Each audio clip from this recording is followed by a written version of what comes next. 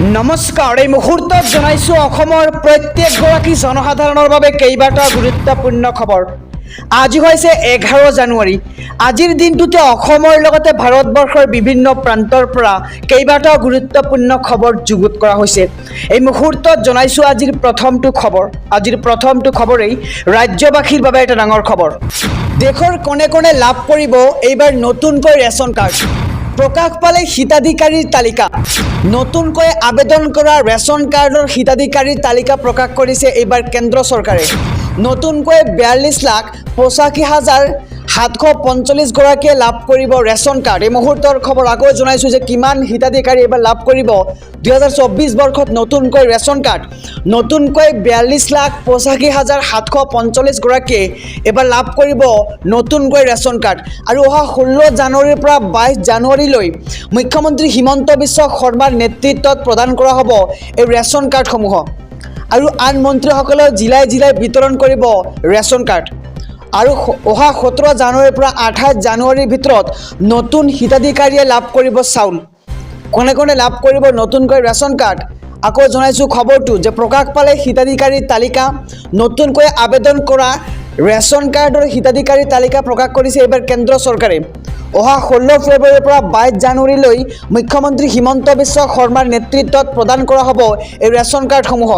আন মন্ত্ৰীসকলেও জিলাই জিলাই বিতৰণ কৰিব ৰেচন কাৰ্ড। আৰু 17 ফেব্ৰুৱাৰীৰ পৰা 28 জানুৱাৰীৰ পৰা 28 জানুৱাৰীৰ ভিতৰত নতুন হিতাধিকাৰীয়ে লাভ কৰিব চাউল। এই মুহূৰ্তত জনাইছোঁ আজিৰ দ্বিতীয় নম্বৰ খবৰটো অনুসূচিত জনজাতিৰ ছাত্ৰ ছাত্ৰীসকলৰ বাবে এক ডাঙৰ সুযোগ। চৰকাৰৰ পৰা লাভ কৰিব অধ্যয়নৰ বাবে বিশেষ জলপানী। দুটা শিতানত এই জলপানী লাভ কৰিব ছাত্ৰ ছাত্ৰীসকলে। নৱম আৰু দশম শ্ৰেণীৰ ছাত্ৰ ছাত্ৰীসকলে কৰিব পাৰিব এই আবেদন। মেট্ৰিক উত্তীৰ্ণসকলেও কৰিব পাৰিব এই আবেদন। আৰু অনলাইন আবেদনৰ শেষ সময়সীমা হৈছে অহা 29 ফেব্ৰুৱাৰী। নেশ্যনেল স্কলাৰশ্বিপ পৰ্টেলত কৰিব পাৰিব এই আবেদন। আৰু www.scholarship.gov.in কৰিব পাৰিব এই আবেদন।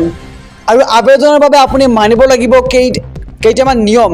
আৰু আবেদনকাৰী পৰিয়ালৰ বাৰ্ষিক উপাৰ্জন সৰ্বাধিক 2.50 লাখ অৰ্থাৎ 2.5 লাখ টকা বাৰ্ষিক আয় হ'ব লাগিব। আৰু 10 মাৰ্চৰ ভিতৰত অধ্যয়নৰত প্ৰতিষ্ঠানে কৰিব লাগিব আবেদনৰ পৰীক্ষণ। অনুসূচিত জনজাতিৰ ছাত্ৰ ছাত্ৰীসকলৰ বাবে এক ডাঙৰ সুযোগ আহিছে। আমি খবৰটো সবিস্তাৰে জনাইছোঁ। এই মুহূৰ্তত জনাইছোঁ আজিৰ তৃতীয় নম্বৰ খবৰটো দেশৰ লগতে ৰাজ্যৰ লাখ লাখ কৃষক লৈ আহি গ'ল এক ভাল খবৰ। কেতিয়াকৈ একাউণ্টত সোমাব PM কিষাণৰ 16 নম্বৰ কিস্তিৰ ধন। আৰু জানুৱাৰী মাহতেই কৃষকে লাভ কৰিব এই 16 নম্বৰ কিস্তিৰ ধন। কিন্তু এই ধন লাভ কৰিবলৈ আপুনি কেইটামান বিশেষ কাম কৰিব লাগিব। সবিশেষ জনাই যাম। 21 জানুৱাৰীত একাউণ্টত ধন সোমোৱাৰ সম্ভাৱনা। আৰু আগন্তুক 21 জানুৱাৰীত PM কিষাণৰ 16 নম্বৰ কিস্তিৰ ধন লাভ কৰিব কৃষকসকলে। PM কিষাণ পৰ্টেলত এতিয়াই চাই লওক আপোনাৰ নাম। আৰু 16 নম্বৰ কিস্তিৰ ধন পাবলৈ কৰিব লাগিব কেইটামান বিশেষ কাম কেইটা হৈছে আপুনি প্ৰথমতে EKYC সম্পূৰ্ণ কৰিব লাগিব। আৰু মাটিৰ নথিপত্ৰ সঠিক ৰূপত থাকিব লাগিব পৰ্টেলত। আৰু মাটিৰ যি নথিপত্ৰ আছে এই নথিপত্ৰসমূহ পৰ্টেলত অন্তৰ্ভুক্ত থাকিব লাগিব। DBT অথবা IPPBৰ একাউণ্ট কাৰ্যক্ষম হৈ থাকিব লাগিব। দেশৰ লগতে ৰাজ্যৰ লাখ লাখ কৃষক লৈ আহি গ'ল এক ভাল খবৰ। কেতিয়াকৈ একাউণ্টত সোমাব PM কিষাণ আঁচনিৰ ধন অৰ্থাৎ PM কিষাণ 16 নম্বৰ কিস্তিৰ ধন। 21 জানুৱাৰীত এই কিস্তিৰ ধন হোৱাৰ সম্ভাৱনা। আৰু জানুৱাৰী মাহতেই এইবাৰ কৃষকে লাভ কৰিব 16 নম্বৰ কিস্তিৰ ধন। অহা 21 জানুৱাৰীত একাউণ্টত ধন সোমাৰ সম্ভাৱনা। অহা 16 জানুৱাৰীৰ পৰা প্ৰপত্ৰ পূৰণৰ দিন। ৰাজ্যৰ লাখ লাখ মহিলাৰ একাউণ্টত হিমন্ত বিশ্ব চৰকাৰে দিব 85,000কৈ টকা। আৰু কেনেকৈ ৰাজ্য চৰকাৰৰ পৰা মহিলাই লাভ কৰিব এই 85,000কৈ টকা আহক সবিশেষ জানি লওঁ।